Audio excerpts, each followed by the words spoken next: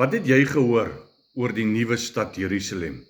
Het jy ook gehoor dat jy eendag in die hemel, daar in 'n stad gaan bly wat soveel myl lank is en soveel duisende myle breed is en soveel duisende myle hoog is?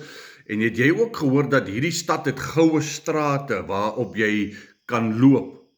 Het jy ook gehoor dat daar op die huisie van Gloria, of op die hoeke van Gloria en Halleluja straat, gaan jy 'n huisie kry? 'n Huisie in die hemel, in hierdie nuwe stad Jerusalem.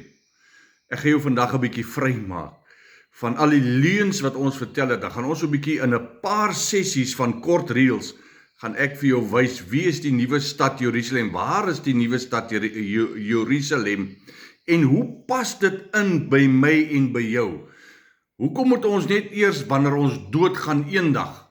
Hoekom moet ons dan eers in hierdie nuwe stad Jerusalem ingaan? Is dit werklik wat Jesus bedoel het?